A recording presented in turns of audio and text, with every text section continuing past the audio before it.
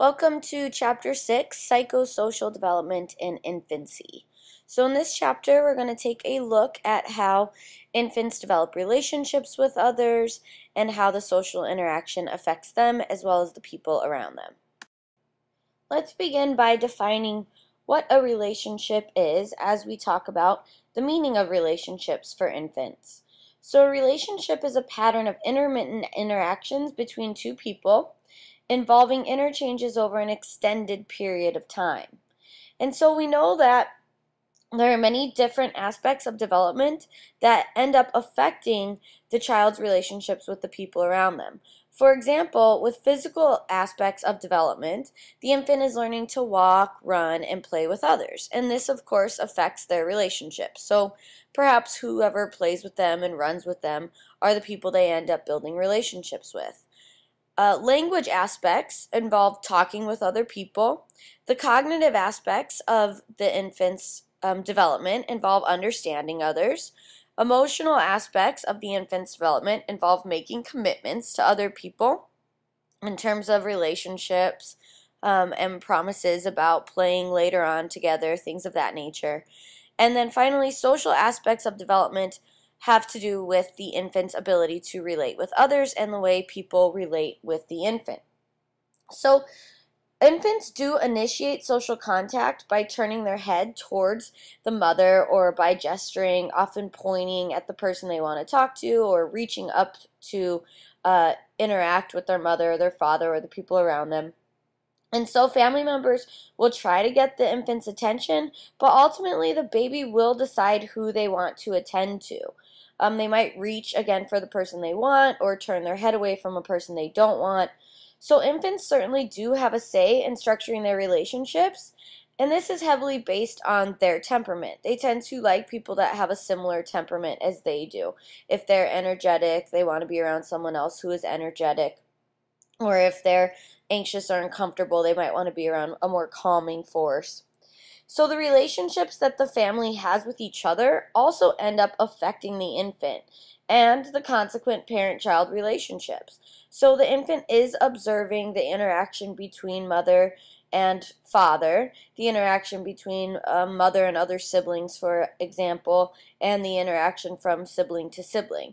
And this does end up affecting the people that the infant decides to interact with further. So for example, marital conflict can cause illness in the infant, even stress, and then end up affecting the way they interact with their peers, because ultimately they might just be imitating what they've seen, or they might feel anxious, and then this affects how they are engaging with other people around them. Let's take a look at characteristics of the developing relationship. What type of behavior does the child need from the parent? And when is certain behavior appropriate? Two researchers by the name of Brazelton and Kramer have identified the following characteristics of a healthy parent-infant relationship. The first of which is synchrony. So synchrony is the ability of the parent to adjust their behavior to that of an infant.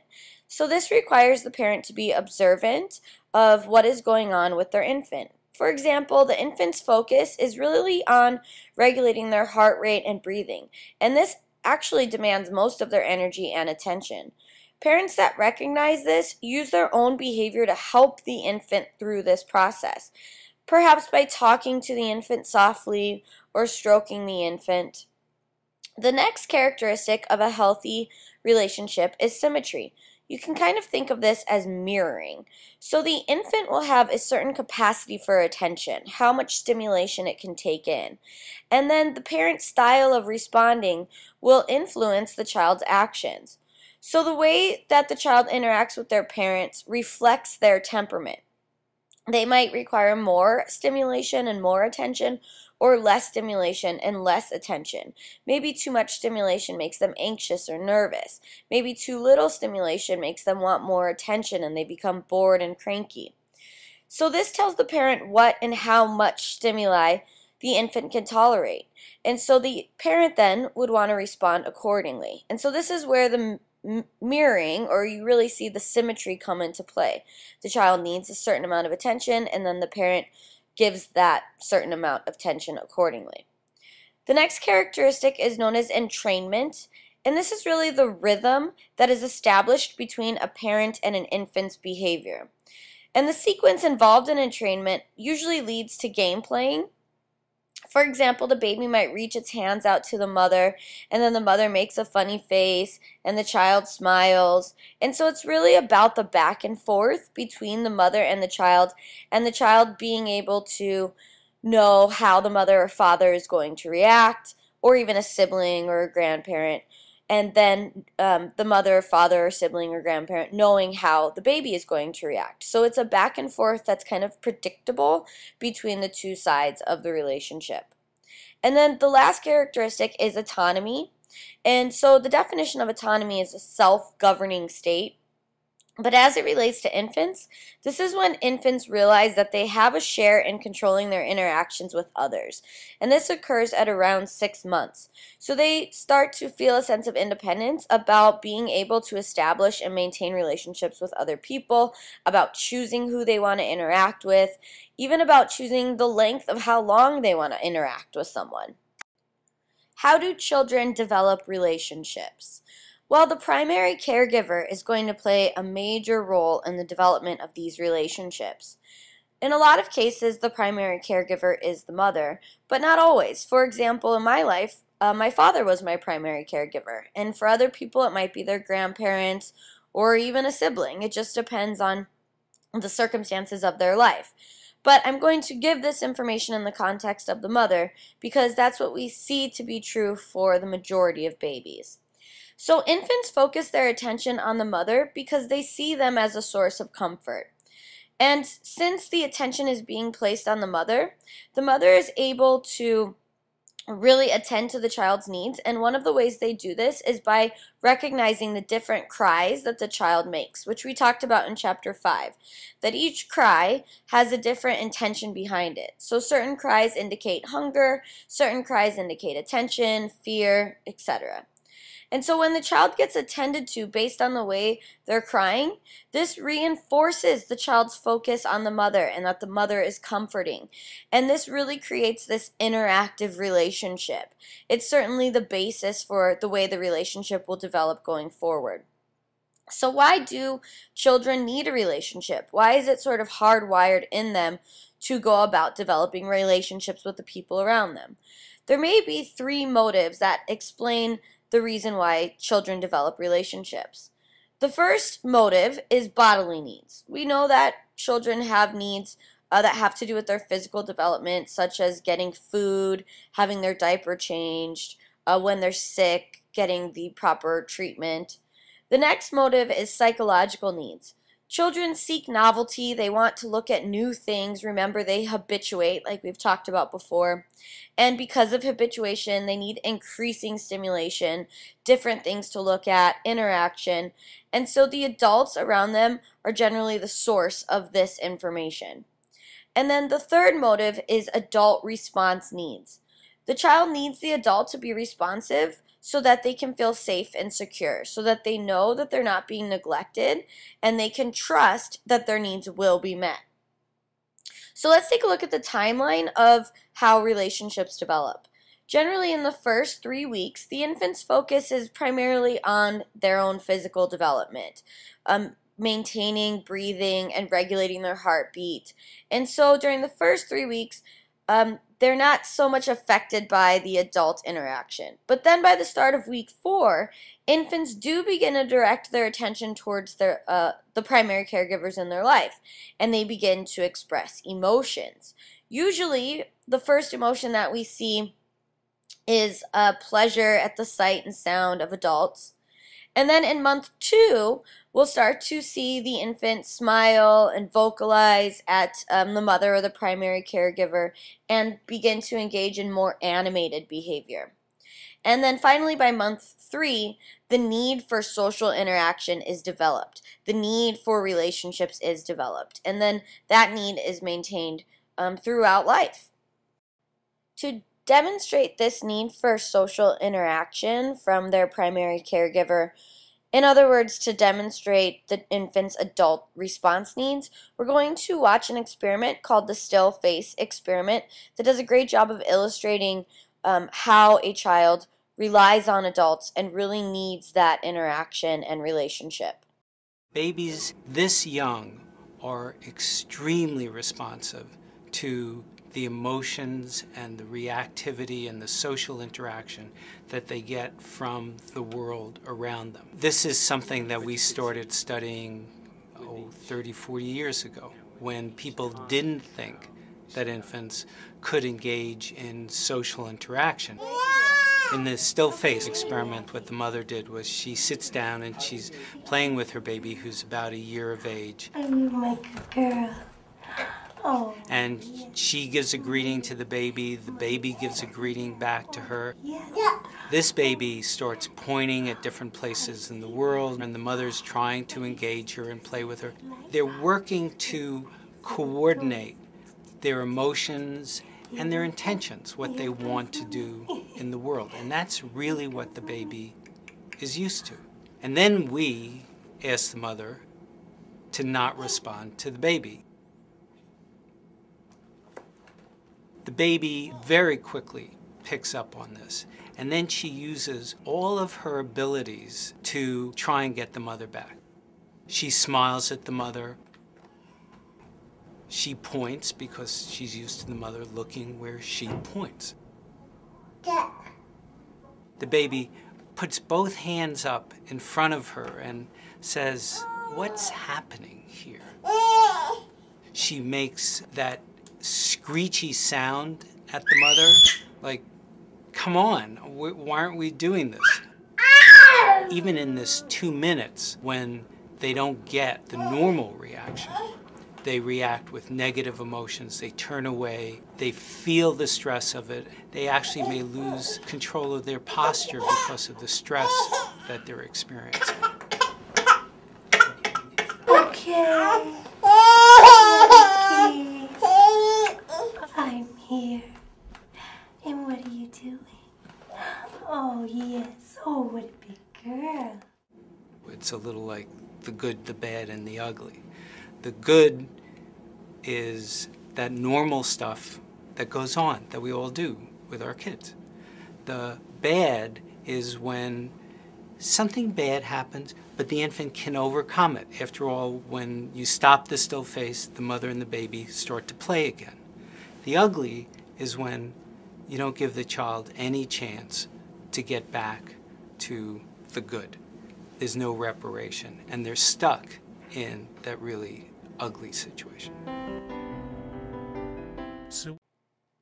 Let's take a look at the role of reciprocal interactions in the developing infant. So reciprocal interactions are interactions that result in mutual changes. For example, the way you act changes the way I behave, and the way I act changes the way you behave. So this is definitely true with infants, but it's true with all of us. I'm sure you've had experiences where you're in a good mood and then someone starts talking to you with a rude tone of voice, and then it puts you in a bad mood and you start talking to them with a rude tone of voice. These are reciprocal interactions, and so we have an effect on one another, and we have an effect on the way we interact with each other, and people affect our moods, which in turn affects the way we talk to them and deal with them. And so this is true in infant caregiver relationships as well. So infants instantly interpret and react to how they are being treated, just like you or I would do.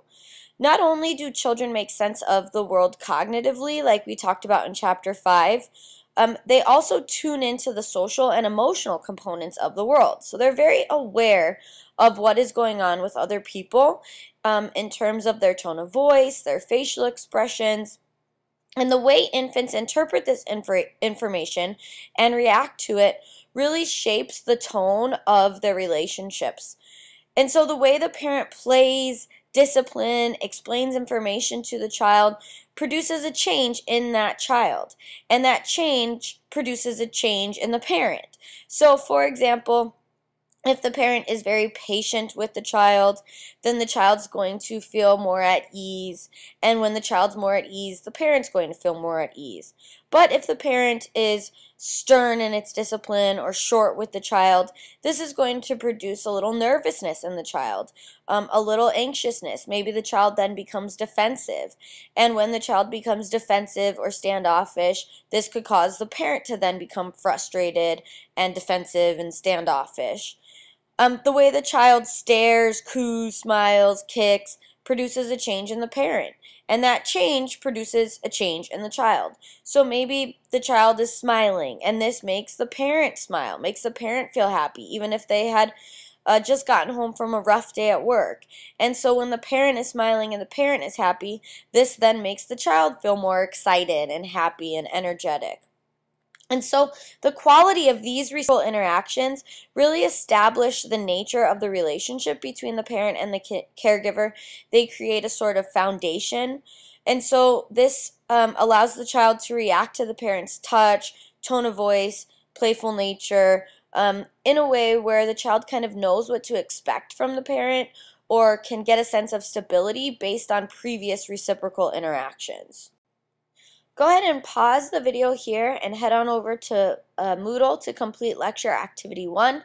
Once you have completed that activity, return to this point in the video. See you then. One of the behaviors that developmental psychologists observe in parents are parental roles, their expectations for their relationships. So let's start by looking at what a role is. A role is a behavior or expectancies about behavior associated with a particular position in society. For example, when you think about a police officer or a doctor or a waitress, you have an idea of how they act, how they should behave, how they should dress, how they should carry themselves, and these are all really roles. So most of us have roles that we are playing out in our lives unconsciously. I probably have an idea of how a professor should speak and act, and so I'm sort of altering or changing my behavior unconsciously in a involuntary way without really knowing to match that role of what I perceive a professor to look like. And so parents do the same thing. Mothers and fathers have expectations about how they should behave in their role. They have an idea of how a mother acts, and then many of us just try to act out that role. And so the way parents exercise this role and how the child responds to this determines the success of the relationship. Ideally, or in a perfect world, the parents' ideas about their role would mesh perfectly with the child's personalities, abilities, and temperament. But usually that's not the case, and it's often said that we should parent to the child, rather than expecting the child to change to the way we parent, because each child is different, and so we need to pay attention to the child's needs, rather than trying to impose what we believe a mother or father should look like onto them in its entirety. Of course, there's a healthy balance between the two of those ideas. So one of the things that developmental psychologists encourage parents to look at is something called ghosts in the nursery, which are the influence that are affecting the way you think a parent should act. So parents need to consider who could be influencing their idea of the parent role. Are they parenting like their parents, even if they disagree with the way their parents behaved? But again, this is kind of happening unconsciously, so they're just mimicking what they saw their parents do when they grew up, even if it wasn't necessarily something that they liked. Does the child remind them of someone of their past and they are parenting in reaction to this? Are they imitating a friend they admire? Are they trying to match a role described by an expert they saw on the news? These would all be considered ghosts in the nursery, or influences on the parent's idea of what a parent should look like. So when parents identify these ghosts, then they can take the positive and they can dispose of the negative behaviors. So it's really about self-awareness and then choosing the appropriate behaviors for your child rather than just kind of unconsciously doing what you think a parent should do. So attachment is one of the most important concepts in developmental psychology because it's one of the most important concepts in a child's life. The roots of our future relationships are formed during the first few days of our lives and then are reinforced thereafter. And one of the major factors in these roots of future relationships is the attachment that we form with our caregiver. So attachment is defined as behavior intended to keep a child or adult in close proximity to a significant other. So what a healthy attachment or a secure attachment would look like is the child being able to be independent and explore and play with some confidence and a sense of autonomy, but the child also being comfortable coming back to the parent in a time of stress or when it needs comforting. So the main researcher on attachment was John Bowlby, and he studied attachment in parent-infant relationships. So he started out studying children that were suffering from negative family experiences early in life, for example, absentee mothers. And he used concepts from psychology and ethology. Ethology is the study of behavior in natural settings, to formulate his hypothesis. And so his main hypothesis was that a warm, intimate relationship between a mother and a child is really essential to that child's mental health, not only as they're developing, but throughout their whole life. And so he argued that an infant's needs for a mother's presence is as great as the infant's need for food. And one of the reasons he argued that was because of the study that a researcher named Harlow did involving monkeys, and I'll be showing you that study shortly. The absence of the mother can generate a sense of loss and anger in the child, according to Bowlby. And he says that it is important to note that while generally we see the principal attachment being to the natural mother, it can in fact be to anyone that is acting as that child's primary caregiver. So Bowlby developed what he called attachment theory, and the way he developed this was by studying children that were 15 to 30 months old that had been separated from their parents and were placed in a hospital or a nursery. And in studying them, he found that a predictable sequence of behaviors was occurring. And so the first component of the sequence was protest, and the infants would begin immediately crying, and this lasted about 1 week. And so protest would look like loud crying, extreme restlessness, and rejection of all adults. And then the behavior would progress into the next component of the sequence, which was called despair. And in despair, this behavior would suggest a growing hopelessness, monotonous crying from the infant, inactivity, and steady withdrawal from the world around it. And then the last component of this progression was detachment. And this is where the child displays apathy, regains interest in the environment, but a kind of distant interest, even if the mother does end up reappearing. So let's watch a video that goes, that takes a more in-depth look at Bowlby and his attachment theory, as well as how he developed it. Researchers organize their research by formulating and answering a question. This helps them focus the research process so that they can draw conclusions reflecting the real world in the best possible way. An aspect of the attachment theory that highlights the importance of methodology is John Bowlby's maternal deprivation hypothesis, or the theory that breaking the mother's bond with the child during the early years will have intellectual, social, and emotional effects. An initial study undertaken by Bowlby at the time of the Second World War, commonly referred to as his study of 44 juvenile thieves, investigated the effects of maternal deprivation on juvenile delinquency. He interviewed 44 adolescents who were referred to his clinic in London because of stealing, and to act as a control group selected another group of 44 children with emotional problems but who had not committed any crimes. He interviewed the parents from both groups to state whether their children had experienced separation during the critical period and for how long. Each child had their IQ tested by a psychologist who also assessed the child's emotional attitudes towards the tests. At the same time, a social worker interviewed a parent to record details of the child's early life. The psychologist and social worker made separate reports. The findings showed that more than half of the juvenile thieves were separated from their mothers for longer than 6 months during the first 5 years, and that 32% were affectionless psychopaths, a term coined by Bowlby, meaning that they were lacking guilt or remorse. As a result of the research, Bowlby concluded that There can be little doubting that for the affectionless thief, nurture, not nature, is to blame.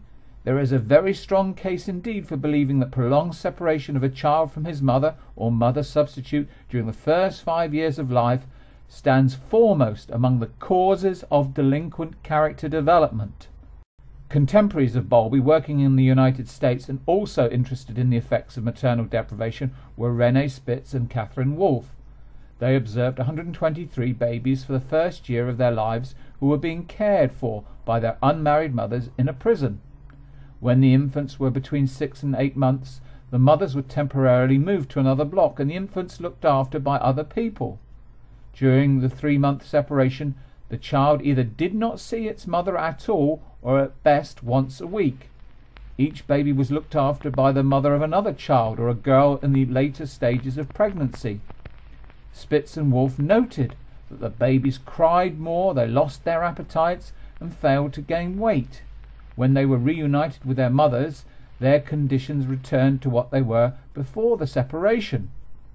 The researchers concluded that these reactions were the result of being separated from their mothers. Harry Harlow, working with rhesus monkeys, wanted to study the cupboard love theory, or the idea that we attach to the person who feeds us. Now here are 106's 2 mothers. As you can see, it was weaned on a wire mother. Here's baby 106. Watch. He's going to the wire mother.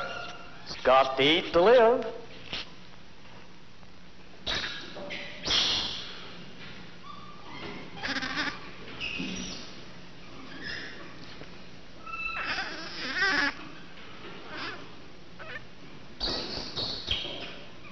Oh, he's going back. He's back on the cloth mother, and he'll stay on the cloth mother. Actually, this baby spends from 17 to 18 hours a day on the cloth mother and less than 1 hour a day on the wire mother. 3 years later, Harlow reported on the same isolated monkeys. They were much more timid and did not know how to act when put in a cage with other monkeys and became prime targets for bullying. The conclusion Harlow drew from this study was that their psychological and emotional behavior suffered due to maternal deprivation. However, further studies that raised the same monkeys but allowed them 20 minutes a day with 3 other monkeys found that even this level of interaction was enough to teach them basic social skills. Harlow's research did not show that the infant monkeys were suffering from the absence of a mother figure or maternal deprivation, but rather from social deprivation. Similarly, many psychologists agree that short-term separation produces distress in children, as described by Spitz and Wolfe, but there is a disagreement about the significance. In the long term, at least, the study could not prove that these babies needed their own particular mothers, but only showed how they become more agitated or depressed when their routines were upset or disrupted. Bowlby's study of 44 thieves involved a pre-selected sample from his own clinic and used retrospective evidence which could be influenced by distorted memories. Instead of considering any number of confounding factors, for example, the reason for the separation in the first place, like other researchers at the time and since, he saw a correlation and assumed a causation, despite the fact 27 of the 44 juvenile thieves had not suffered from maternal deprivation. The hypothesis that separation from an established mother figure in early childhood has a detrimental effect on a child's later mental health is widely promulgated and commonly accepted both in academic and lay circles. The hypothesis continues to have a significant effect on mothers' decision as to whether they should resume work and on governmental policy concerning the provision of childcare facilities.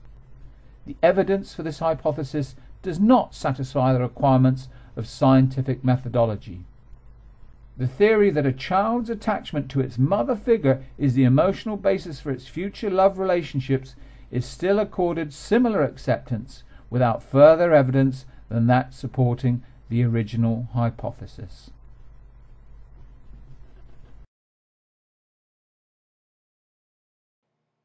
let's continue looking at some attachment research.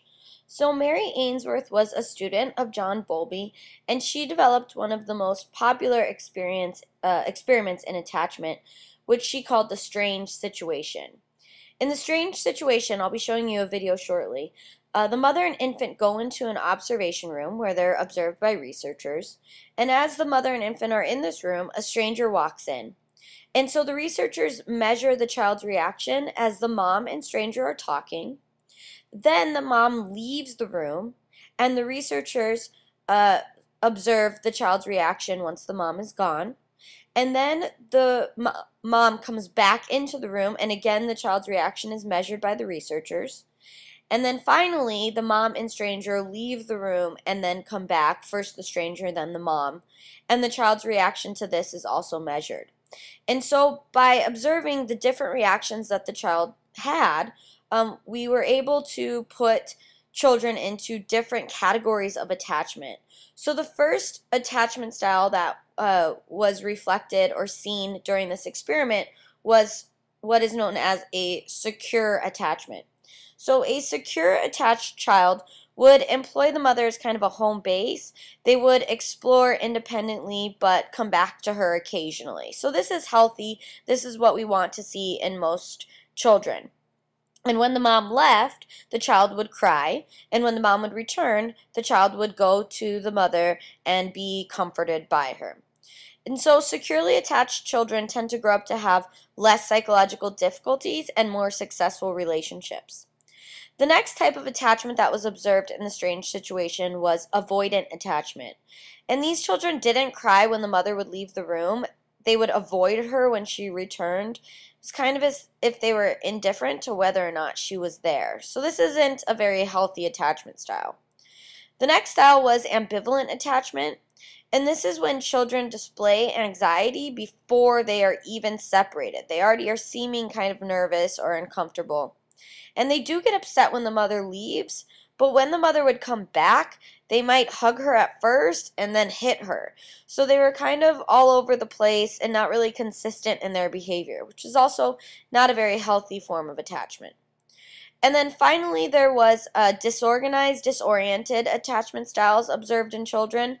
And these children showed the most inconsistent, contradictory behavior.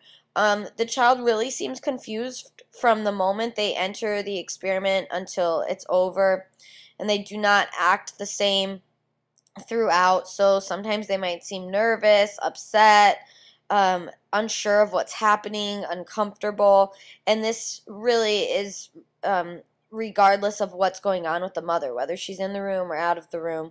And so then this is going to also be an unhealthy style of attachment. So let's take a look at Mary Ainsworth's strange situation to get a better understanding of what we were looking at here as developmental psychologists. Studying attachment is not straightforward. One way is to observe the children in the home setting relating to mother, father, or other children. But can the essential elements of home life be translated into a standard laboratory setting for controlled scientific study? After conducting extensive observations of parents and children at home, a student of Bowlby's, Mary Ainsworth, devised such a procedure, called the strange situation, which places the child under some stress. It has become the most widely used, standardized way to assess the quality of a child's attachment to their caregiver. Here the researchers are recording how 14-month-old Lisa responds in this attractive but unfamiliar setting. How will she react to a stranger? What will happen when her mother leaves the room? And when she returns? It's Lisa's behavior when her mother returns, what psychologists call the reunion, that they are particularly interested in. Most importantly is to look for the type of balance that a child strikes between an attachment need and, on the other hand, to explore the play material.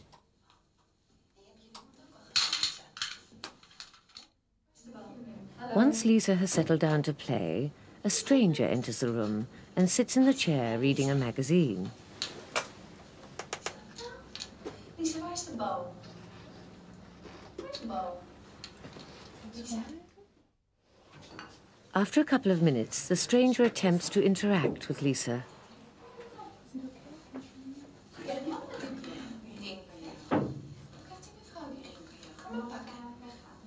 Soon after, Lisbeth gets a cue to leave the room.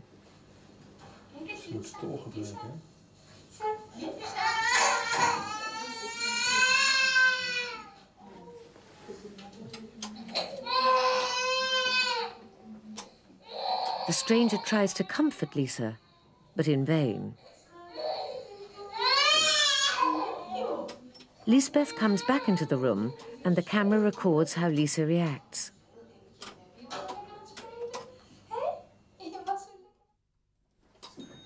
Now the first part of the procedure is over, and Lisbeth settles Lisa down again. The stranger leaves them alone together.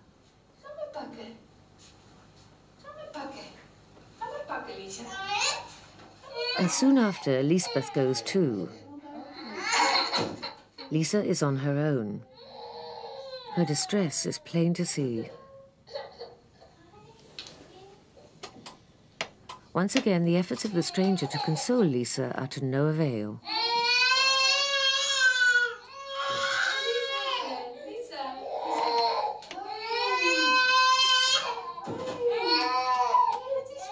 But Lisbeth manages to calm her almost at once, and shortly afterwards the observation ends. Lisa showed outward signs of what's called secure attachment. Can these signs give us an idea of what's going on inside the child's mind? John Bowlby used the idea of an internal working model to describe this. Howard Steele, another attachment researcher, explains what this means. Some people express the internal working model in the following terms, that the child who behaves securely, if you like, in the strained situation, has a model of the parent as available and loving, and a complementary model of the self as worthy of that love. When data from a number of strange situations are coded and analysed, secure attachments are usually found in about 60% of the cases. Be quite nice. Another child, 1-year-old Eva, clearly behaves differently from Lisa during this first part of the procedure, after she's been left alone for a short time. She's first glancing at the mother, and then glancing again at the mother. You would expect now that she would seek proximity, a little bit distracted by the stranger.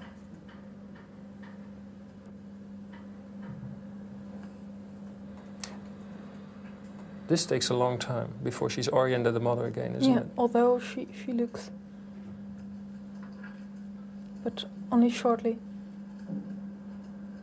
She's clearly distressed, so you would think that she would seek proximity, but she's just... She remains playing with the ball. Yeah. So more or less focused on play material, and not letting her emotions go and seek proximity to the mother, get a reassurance. Coding and classifying behaviour in the strange situation is not always straightforward. Eva behaved differently in the second reunion to how she'd done in the first. So I was stuck with a little bit of... Some of her reactions show signs of what Ainsworth describes as insecure avoidant attachment. On the other hand, fuzzy. How are avoidant attachments represented in the internal working model? This is a mother who has communicated to his or her child, if you're distressed, try to keep grips on it. Try to have a stiff upper lip. Try to pull yourself together. Try to be independent. Try to learn to deal with it on your own.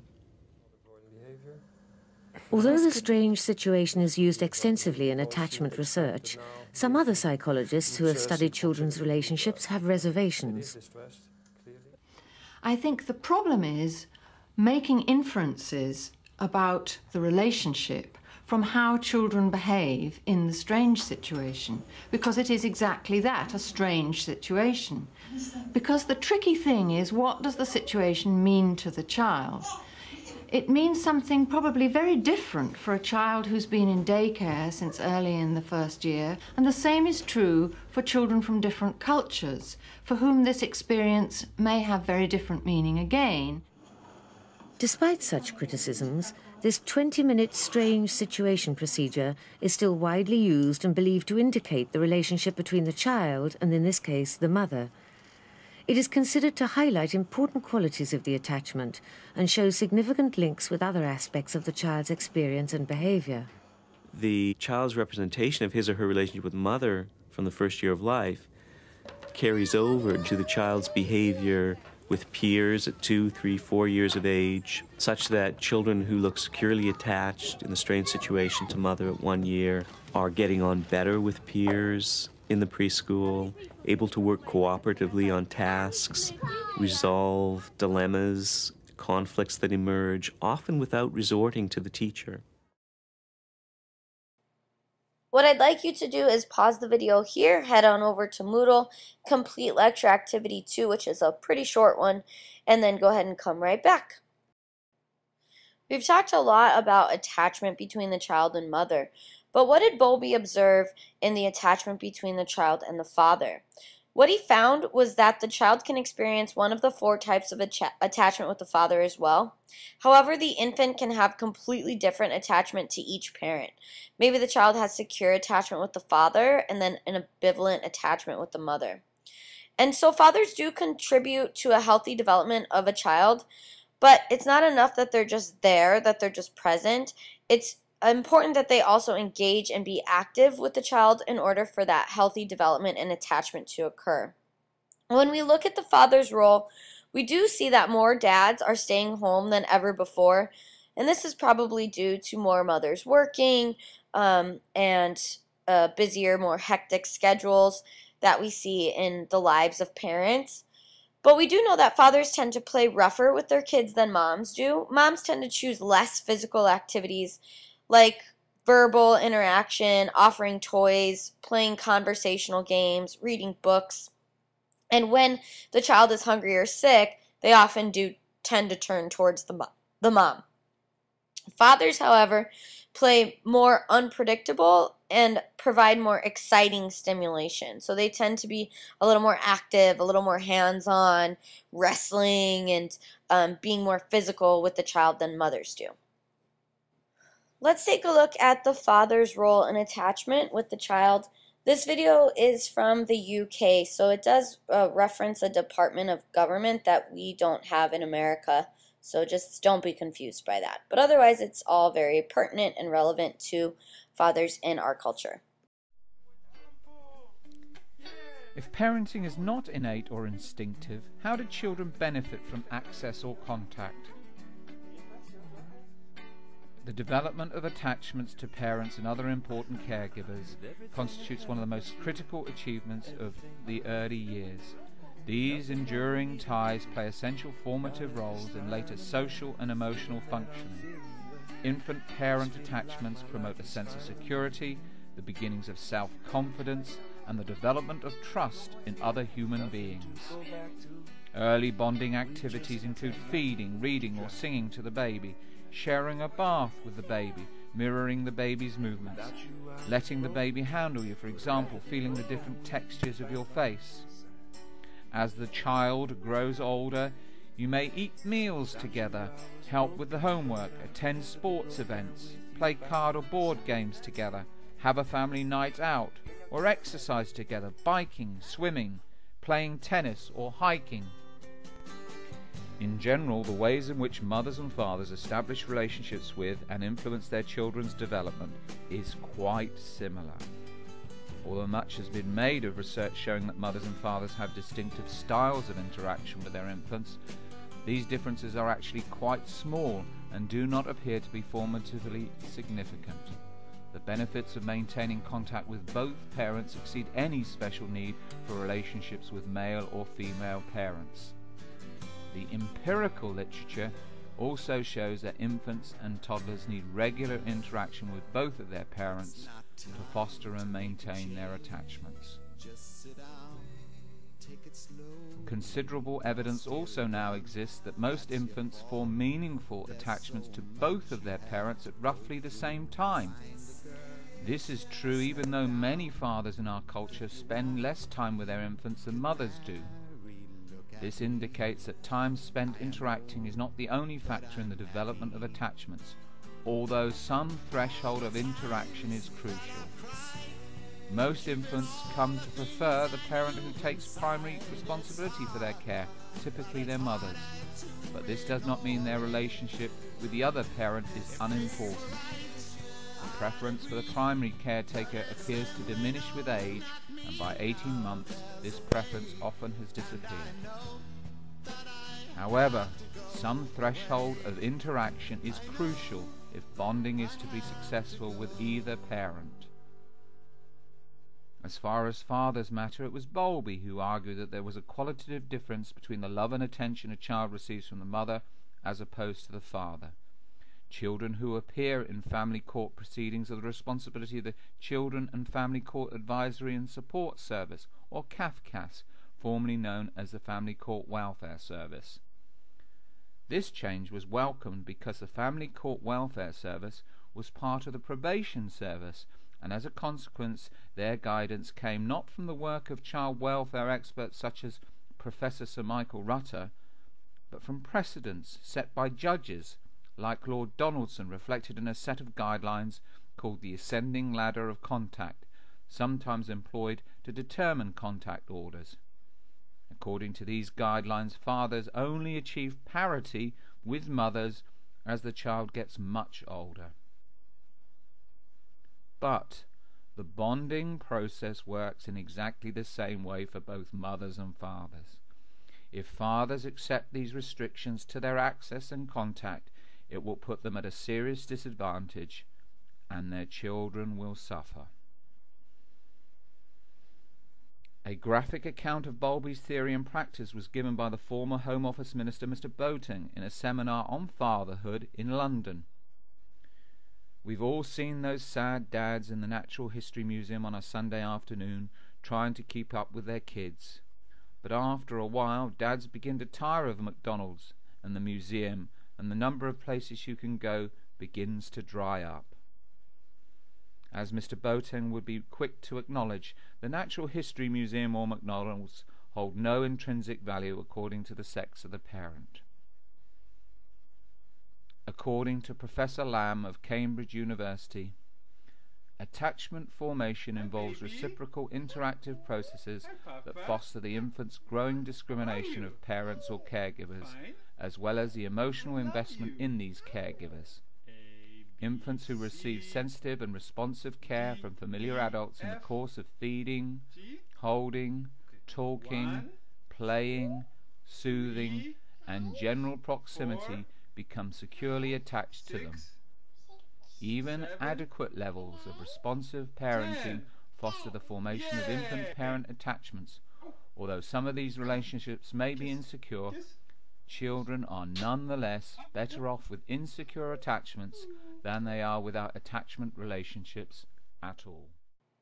Now that you've finished watching this video, head on over to Moodle to complete lecture activity number 3, and then come on back. See you then. We've talked a lot about temperament and the importance of being aware of the baby's temperament if you are its caregiver. So let's just take a deeper look at what temperament is. Defined, it's basically a child's basic personality. It refers to the individual differences in babies in terms of their emotional, motor, and attentional reactivity, as well as their ability to self-regulate, which is kind of like their ability to control their emotions, self-soothe, things of that nature. And so you could think of it as a child's unique emotional makeup. It's one of the most important dynamics in the parent-child relationship, like we've touched on earlier. And each child is different at birth and therefore needs to be treated differently. So again, the parent needs to be aware of the child's temperament and then parent to that child.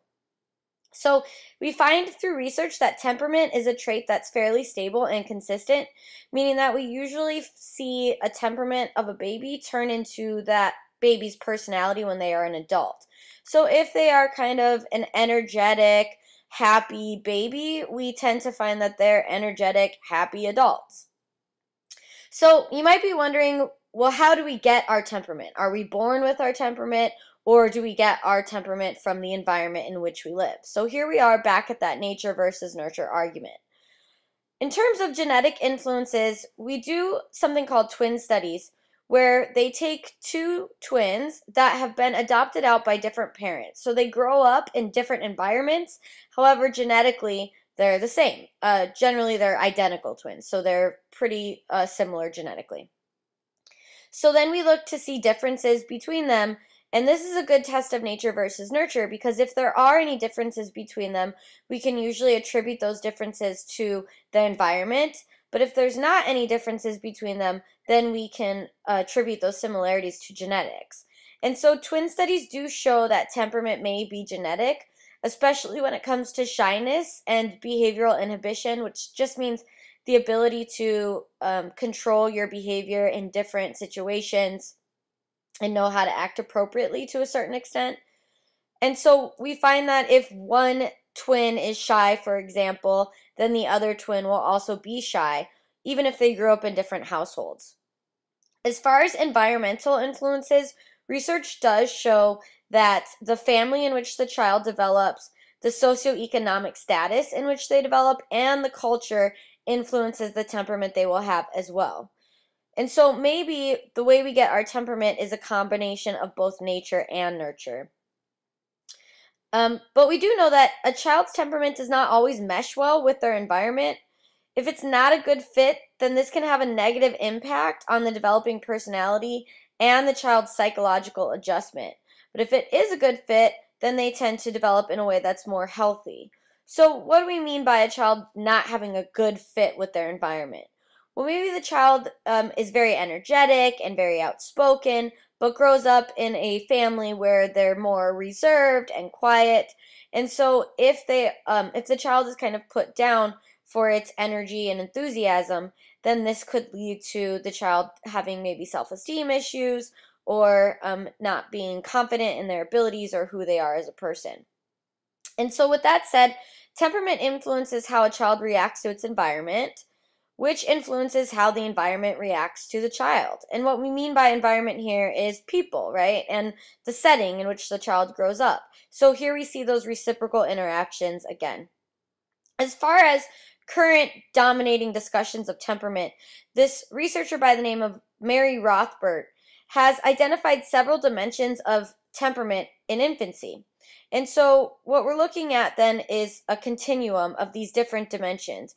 We're looking to what extent each child has these dimensions. How intense are they within each child? So the first dimension is negative emotionality, and these are feelings of sadness and fear within the child. So for a healthy temperament, you'd want to see kind of lower levels of negative emotionality. The next dimension is called surgency extroversion, and this ranges from a positive approach to others to high intensity pleasure. So how excited does the child get when they are in the presence of other people and those people are socializing with them? And then the last continuum or dimension is orienting regulation, and this is low intensity pleasure. These babies, if they are high on orienting regulation, would tend to be very cuddly and soothe easily, and so their pleasure comes from low activity, low stimulation. So those are the leading ideas on temperament and the different types of temperament within babies. But let's go ahead and take a look at a video that discusses temperament a little bit further. Babies appear to have unique temperaments or characteristic patterns of responding to the world at birth. These temperamental patterns are biologically based, and they strongly influence the interactions that babies have with their caregivers. Researchers have grouped these temperamental patterns into three broad categories. Some babies are easy, some are difficult, and some are slow to warm up. Easy babies exhibit a generally positive mood. They are easily comforted, eat and sleep on a regular schedule, and readily adapt to new situations.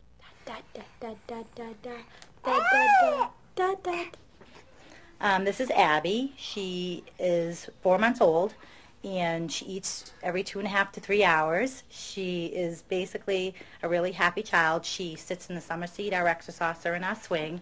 She basically enjoys all of our activities here. She sleeps about 3 to 4 times a day, depending on when she comes in the morning. basically she is happy. She's a good child and she enjoys being at school. Difficult babies are more negative in mood, and they do not tolerate discomfort, such as hunger, well at all. They are irregular in their eating and sleeping schedules, and can be very hard to comfort when upset. You think I can turn you over? Mm-hmm.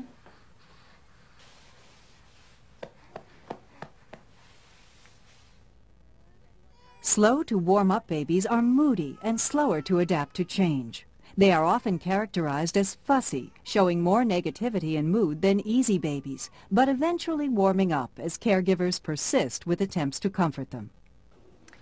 Hayden's temperament is, I believe, very easygoing. He's very jovial, he's very playful, very inquisitive. He tends not to get too whiny unless he's tired, but he tends to hold out as long as he can until he gets tired. So he's a good-natured baby. In the very beginning, because he was so easygoing, we continued with our lifestyle the way that we always had. We went to dinner, we went to the Cape every weekend, you know, we went out to visit friends at parties, and we always brought him with us because he was so easygoing. She's a great baby. She's very laid back. She's a happy baby. She's very content. She's, you know, all around, she's just she's a well-tempered baby. I've never had a problem with her, ever. You know, being just the typical fussiness. I mean, she's tired, cranky, needs a diaper change, that type of thing. Other than that, she's happy, plays. She's pretty independent, too. You know, you can leave her, do what you need to do, and she'll play by herself. Sleeps well? Yep, she goes to bed around 7 and sleeps till about 5:30. So she does really well. Napping during the day, 1 good nap a day, sometimes 1.5. You know, she'll take like an hour nap around 3 or 4. Babies with different temperaments require different types of parenting, and it is important to note that responsive parenting is predictive of long-term positive outcomes, regardless of temperament.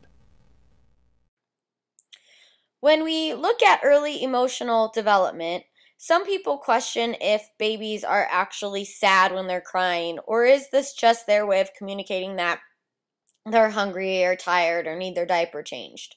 So we'll be watching a video in a bit that kind of addresses this question of, do babies have emotion? And in short, the leading idea is that yes, they do. But emotion is not easy to understand. It's not easy to define. We know that it does not exist in only one part of the brain, and we're not sure if it's entirely due to your environment or if emotion is entirely due to biology. So we don't have all of the answers, and some common questions that arise when we're investigating early emotional development is, if there were a list of emotions, what would all the emotions on that list be? How do we learn our emotions, or are we just born with them? Do we all experience emotions at the same intensity, but express them differently based on what our parents taught us? So there's a lot of different questions to be investigated when it comes to emotions. But let's take a look at what we know about babies in terms of their early emotional development. So to address the first question, do babies have emotions? We're going to go ahead and watch this video. So we've all seen this video, right? So I let you in, knowing tomorrow. Touching, yeah, but I had to wonder, could a baby that young really be emotionally affected that way by music? Is this actually what it looks like?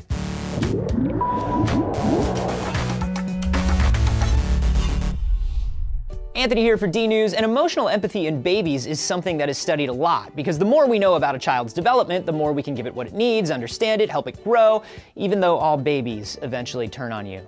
Remember that.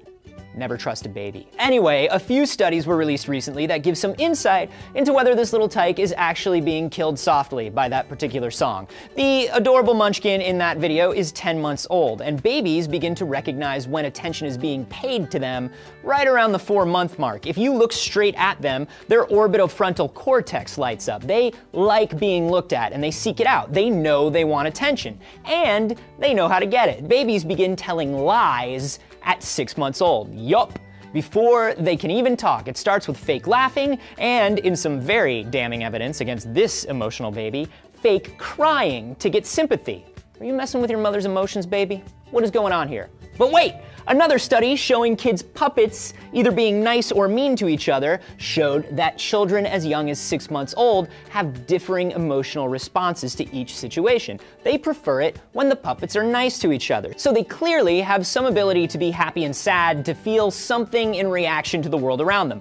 But the subtleties of music, could an infant pick up on that? The interesting thing about babies is that they are constantly trying to become better humans. They are built for it. Let's say that you are watching me touch my foot. You're not just doing it passively. The parts of your brain that are associated with controlling your hands and your feet become active while you watch, along with special bits of the brain called mirror neurons. You are sympathizing with my action, and not just sympathizing, but learning. You become better at touching your foot because you watched me do it. And a study released just this week shows that babies have the same ability, even though we thought they didn't. Watching everything we do makes the corresponding areas of their brains light up. They're trying to empathize. The related connections strengthen, and their brain gets stronger through observing. This kid's mom is obviously very affected by music. It's reasonable to believe that she's seen a lot of her reactions and developed an affinity for music ahead of the curve. Not only that, but another study released this week shows that babies who have more music played for them in the womb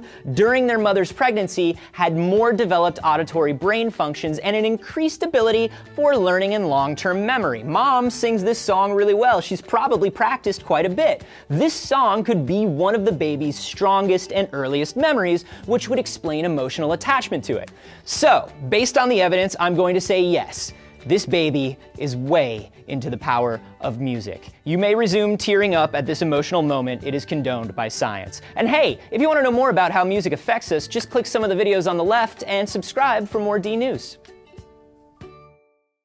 So that last video discussed a piece of research pertaining to when babies watch puppets interact with each other, and one puppet is mean and one puppet is nice, and what's the baby's reaction to that. So this begs the question, do babies have a preference for kindness?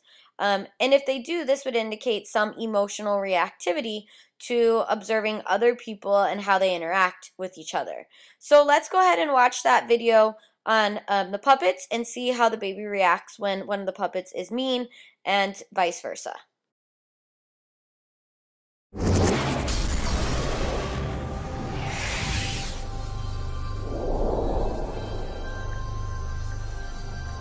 Babies know when their diaper is clean or dirty, or when their tummy is empty or full. Just ask any sleep-deprived parent. But can babies tell when someone is acting good or bad? Babies are oriented towards pro-social individuals. They prefer interacting with a pro-social individual over an antisocial individual. Psychologist Karen Wynn runs the Yale Infant Cognition Lab. She's studying the roots of morality. Want to come see some toys? This experiment demonstrates how 19-month-old Sarah can distinguish a good puppet from a bad one. We have a puppet who's trying to open a box. He sees a nice toy inside of it, and it's a plexiglass, box that he's just trying to open. He can't lift that lid. Then another puppet comes along and helps him open the lid so that he can get to the toy inside. So that's the helpful puppet. Next, he's again trying to open up the box, and a different puppet comes along and jumps on top of the box lid, slamming it shut and dashing his hopes of getting in there. Sarah watches the show several times. Afterwards, she'll have to choose which puppet to take a treat away from and to give to a new stuffed animal. Toddlers are pretty clear in their choice. They will take the treat from the cad who was rude enough to slam the lid shut on the puppet. That one, good job! Addison is just 3 months old. In another experiment, she watches Stripe Puppet play ball with Green Shirt Puppet. When they're done, Green Shirt returns the ball. But when Stripe Puppet plays with Red Shirt, Red just takes the ball. After the show, Addison spends more time paying attention to the good puppet. We weren't necessarily expecting to find as strong of responses as we have found at such young ages. Wynn says there are benefits to understanding moral development. Maybe we'll gain a better understanding of sociopathy or psychopathy. The more we understand about normal development, the better position we are to address problems where it goes awry. Understanding the human mind, one baby step at a time. For Science Nation, I'm Miles O'Brien. And then another major question in early emotional development is, are babies wired to feel empathy? And this really kind of piggybacks on the idea that emotional development or emotions are hardwired in us, that emotions are part of our biology. So let's see what's going on in the brain when babies and humans, all humans, including adults, watch other people and experience a sense of empathy or being able to put yourself in another person's shoes and feel what they are feeling. Hello again. Gaze into a mirror and what do you see? Well, I see my face, of course, but in my face I see moods, I see shifts of feeling. We humans are really good at reading faces and bodies, because if I can look at you and feel what you're feeling, I can learn from you, connect to you, I can love you. Empathy is one of our finer traits, and when it happens so easily, perhaps because, and this is brand new science, this is just out of the lab, we may have some special circuitry in our brains that helps us whenever we look at each other. Ask yourself, why do people get so involved, so deeply, deeply involved, with such anguish, such pain, such nail-biting tension over football? Cleveland Browns are gambling on defense. Why are we such suckers for sports? And it's not just sports. We can lose it completely at the movies, at video games, watching a dance. Is there something about humans particularly, that allows us to connect so deeply when we watch other people? Watch them moving, watch them playing, watch their faces. Well, as it happens, scientists have an explanation for this strange ability to connect. It's new. It had never been found on the cellular level before. A set of brain cells found on either side of the head. Among all the billions of long branching cells in our brain, these so-called mirror neurons have surprising power. What we found is the mechanism that underlies something which is absolutely fundamental to the way that we see other people in the world. And it began entirely by accident at a laboratory in the lovely old city of Parma, Italy, where a group of brain researchers was working with monkeys. And they were testing a neuron, that's a brain cell, that always made this sound, whenever the monkey would grab for a peanut. So the lab had all these peanuts around, and whenever the monkey made its move, the neuron would fire. Scientists thought, now here's a neuron that is essential to motion. It's a motor neuron. Then one day the monkey was just sitting around, not moving at all, just sitting, when a human scientist came into the lab, and when that scientist grasped the peanut, the monkey's cell fired. Now, the monkey hadn't moved. It was the human that had moved, suggesting that this neuron up here couldn't tell the difference between seeing something and doing something. Seeing and doing were the same. Or more intriguingly, that for this neuron, watching somebody do something is just like doing it yourself. The head of the lab, Giacomo Rizzolatti, thought, wow. The same neurons, one neuron, fire both when the monkey observes something and when monkey is doing something. It's almost unbelievable. It was surprising because this cell which was involved with motor planning for the monkey turned out to be interested in the movements of other people as well. Some people call them monkey see, monkey do neurons, but the name that stuck is mirror neurons, because with them, the brain seems to mirror the movements it sees. This accidental discovery got scientists thinking, doing more tests, and it soon came pretty clear that this is not just a monkey thing. It's a people thing, too. We all know that humans learn by looking and copying. That's what infants do. First you look, then you do. Ready?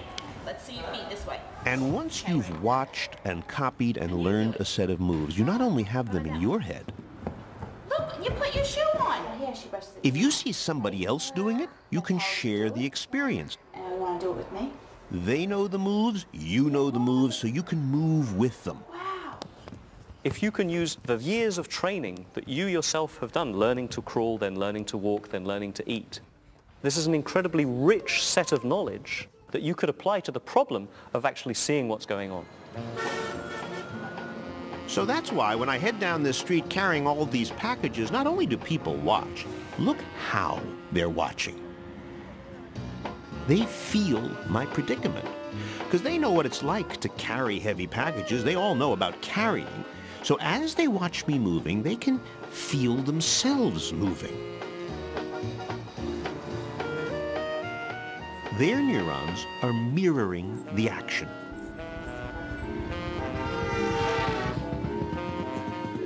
These neurons may be the brain's way of translating what we see so we can relate to the world. The mirror system is the way that you tap into, the way that you harness your own abilities and project them out into the world. And people are really good at watching and translating what we see. Like with just 13 moving dots, that's all there are here, you'll have no trouble recognizing these very ordinary activities. What's more, tests have shown when a person sees a movie like this of his own movement, he'll recognize it immediately as his own. And that's why sports fans tense with the action and wince and leap, because if you know the game,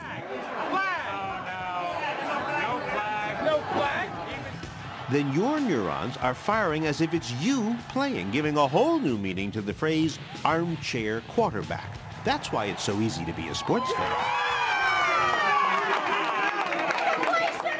But there is more, suggests UCLA professor Marco Iacoboni. He thinks mirror neurons tie us not just to other people's actions, but to other people's feelings. So the idea was to try to figure out how the emotional system and this motor system are connected together. We're going to go in the scanner. What you're going to do is To demonstrate, he put me into this very powerful fMRI brain scanner that can peer into the brain while it's working. And he gave me some goggles so he could show me pictures when I was in there. So you can see here the eyeball of Robert. And once he had a good view into my brain... Nice looking brain. Thank you. Robert, you're not supposed to talk when we scan you, all right? Sorry. Then he said, okay, I'm going to show you a bunch of faces. And for each face, I want you to imitate it. So I did that. Then he recorded my brain while I moved my facial muscles. We're going to do right away another one. Okay. Then he said, okay, same faces, but this time, don't move a muscle. Just look. So I looked. When we checked the results... Oh, there's my brain. I've never seen my brain before. This is your mirror area. Iacoboni says that the part of my brain that's working when I make a face, the same part gets busy when I see the face. Plus, when I was looking at these faces, I remember feeling extra uncomfortable, kind of bad. But when these faces came on, I felt better, almost happy. And in fact, at the moment I was looking at the happy face, my brain, and this is my brain, in that instant, see the red area here? It shows activity in the happy, emotional part of my brain. And when I was imitating happy faces, look, I get even a bigger response. This, says Iacoboni, is a consistent result. Mirror neurons, he believes, can send messages to the limbic or emotional system in our brains. So it's possible these neurons help us tune in to each other's feelings. That's empathy. We strongly believe that that's a unifying mechanism that allows people to actually connect at a very simple level. You're saying that there's a place in my brain whose job it is to live in other people's minds, live in other people's bodies. That's right. Oh, darling, I'm going to die. Don't let me die. Yeah. And great actors instinctively know that if they put feeling and drama into their bodies, Hold me tight. Don't let me go. their faces, It's dark out there alone. we will respond. Can't die. You're too brave to die. What actors are expert in is using their movements to inspire feelings in the people watching. These are the experts in the mirror system. We are intensely social creatures. We literally read other people's minds. I don't mean anything psychic like telepathy, but you can adopt another person's point of view. When you put it together, what do you think it's going to be? So if mirror neurons help us connect emotionally, what about people who have trouble with this? Kids like Christian, who has autism. Why do you like Legos? It's been known for some time that children with autism could be quite intelligent, but have a profound deficit in social interaction. There he is. Christian can speak and read and write, but like many kids with autism, he will avoid eye contact. He often misunderstands questions. So, Christian, can you tell me what you did in school today? Doing well. You're doing well? Everybody wants to know what exactly causes this. So Dr. Ramachandran and his graduate student, Lindsay Schenk, designed an experiment. So we're going to be reading your brain waves with this cap. They recorded brain waves while the kids opened and closed their hands, and while they looked at a movie of somebody else's hands. For most people, the brain waves look the same either way, whether they're doing or seeing.